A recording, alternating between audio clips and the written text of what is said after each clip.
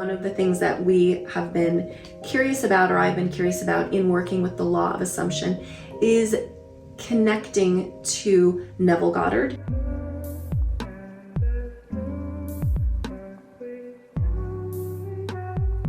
Now, one of the aspects of connecting with those who've crossed over is that it can be a bit hard because I need to change my frequency to go closer to where they are, because those who have crossed over have a harder time coming down to our frequency, which is lower. So I'm going to see if I can send out a ping to him and what happens. If I can start a relationship of channeling him, that would be a beautiful ally to have.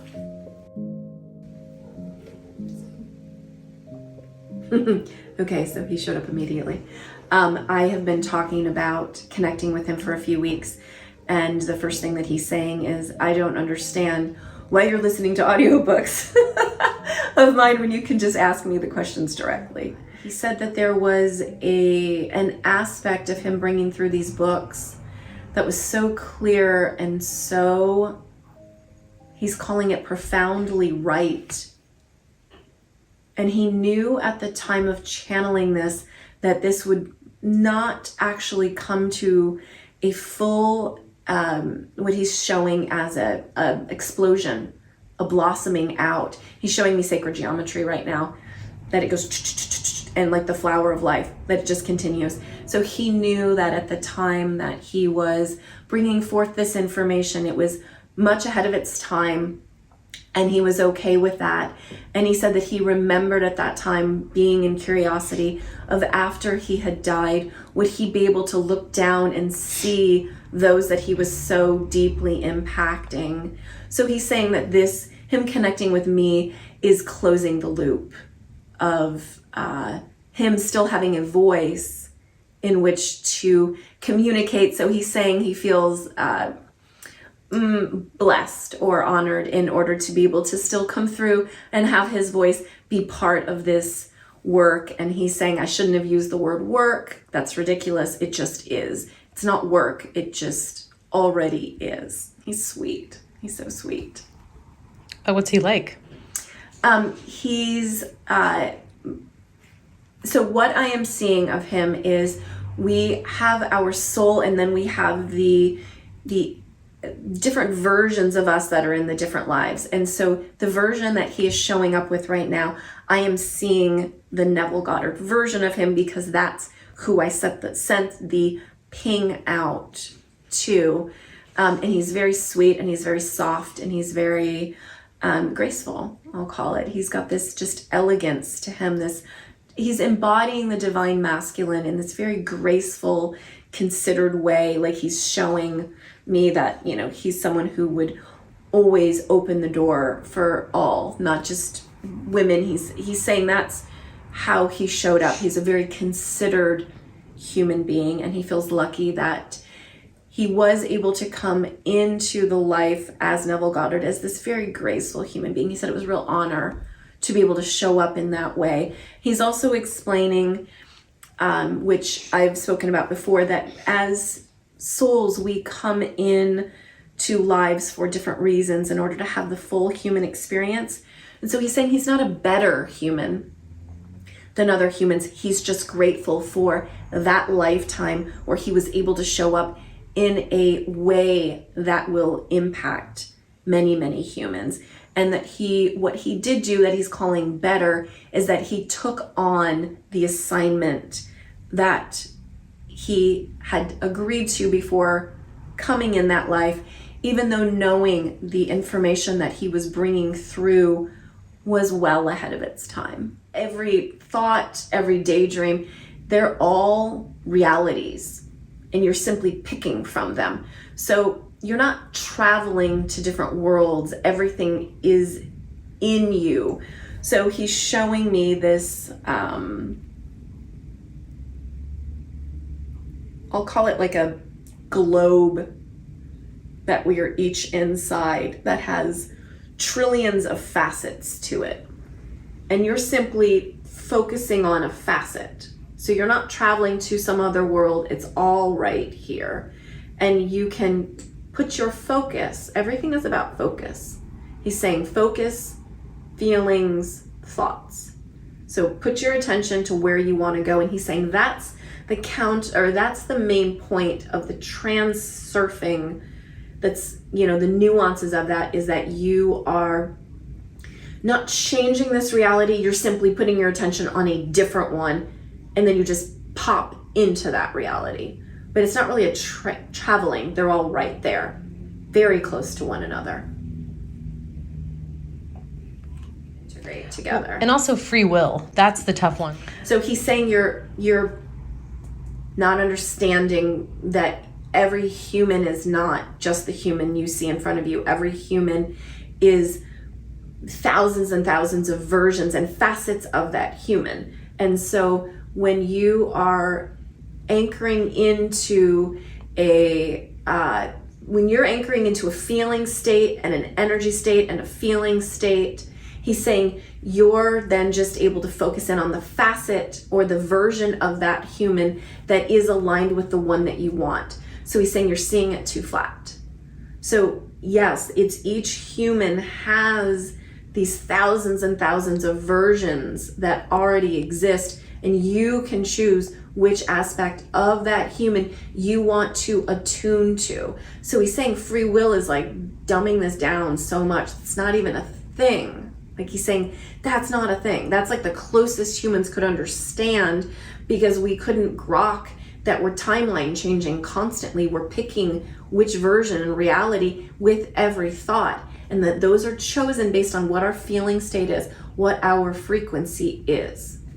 He's literally blowing my mind right now. He's showing so much of this bigger picture, these domes. These domes are everything. We each have this dome, this globe, this world that we're living in is fascinating. I've seen this somewhere before. Somebody's doing a good job of visualizing this. I can see it in my mind, and I know I've seen this before. It's like trillions of little tiny screens, and they're all these little facets, like 8-sided facets that all fit together, and our frequency is defining if we're up higher or down lower. That's the grouping that you get to pick from. And so yeah, the free will thing, he's just like saying it's not even there, it's not even a thing, because all of these versions just are who we are as multidimensional beings. And he's saying to me, you don't even understand what multidimensional being means. You think it's you going to other realms, and it's not. It's all right here. I mean, they are different realms, but it's not like way over there. He's like, it's all tucked in. It's all in the same place. You have within you, everyone has within them the full abilities at all times of the state of the state or energy that they want to drop into. And so once they drop into a state or a feeling state or an energetic frequency, then they have handed in front of them, like, this is what is available to you inside of this facet that you just anchored into based on your energy field, your feeling state, your frequency. That's what showed you what was available to you. Mm-hmm. So the moving energy, being an energy magician, the frequency, the feeling, those are the choices we make. And then the outcomes all reside within what is available inside of the resonance that you are in. There's also what do you need first? Do you need the thought or do you need the feeling? Always go towards the feeling, and that then will define the logic or the thoughts. I have a question. Like, on the internet, the number one thing people look up is like how to get a specific person. How does Neville feel about trying to get a specific outcome or a specific person? Okay. So he's saying people are just us. He's like, we're just reflections. Humans are just reflections. And so he's saying our abilities, if you are really, really good, really, really exceptionally good at this, going after someone specific is fantastic and works, is a beautiful choice. If you are not good at this, you become a prisoner to your own outcome abilities. So therefore, releasing the details of that person is most often the proper choice rather than anchoring into a person. So he's saying it's like a graduate material. Why is it so popular that people want that? Fear. So people they prefer what they know over fathoming something more spectacular. We, as humans, have he's calling it a travesty, this need to attach to a vision or an outcome that we want is so small and so tight, and it's all based on not believing, not having faith that we are meant for something better and bigger than we can possibly see. So he's saying it's insecurity, it's self-worth, it's disdain for oneself, it's just thinking so small that we really truly are living but the smallest fraction of our actual capacity. He's saying the most important thing, though, to know is that if you are going to play with inside the realms and this knowingness around the law of assumption, you must do it from a playful, generous, light-hearted state that as soon as you effort and try to contort it, you've dropped out of it. Sharing with me, he's connecting to me his frequency around this. He's showing me how full it is, how much knowledge and vastness is held in this connection between us and this offering. So he's saying use this as a database. Like, the amount of knowledge that he can share and the understanding and the ability to allow others to ask questions will be a very big piece to this, that others can come and talk directly to him as well. Yeah, we could do a live Q&A on YouTube.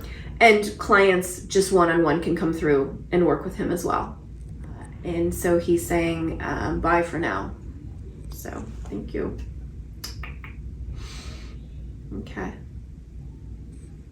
So I'm going to separate my energy from him right now before we move on. And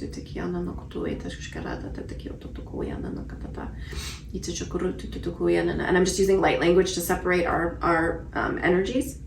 And then closing that pathway for now, but I'm closing it in a way that it's sort of like closing a door, but not making it disappear, so that can, the channel stays present for when it gets opened, it will now just exist. Okay,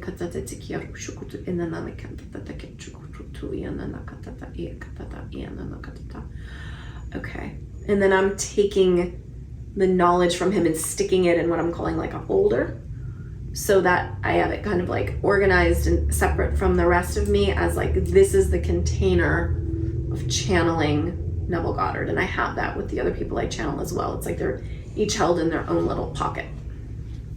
So, okay. Oh my Goddard. Yes, oh my Goddard. That was cool. Also, just like what we have. I have goosebumps. How do you feel? I feel great, but I'm like, wow. Yeah, I had a client earlier this week where it was several people here, and I channeled 4 of their deceased family members inside of 2 hours, and it was very draining meeting each one of them.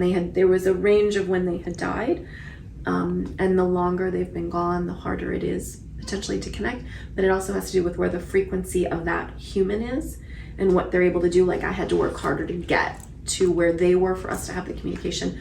Where with Neville, he's high. I mean, he's a higher frequency than I am, and he was just like, boom, here. I was having to actually travel to where he is, but his frequency was raising me up. So after doing that, I now feel much better. I was sick before we started this, feeling like was taking on a cold today, and I feel a million times better than before that. So it's like he boosted up my frequency. That's cool.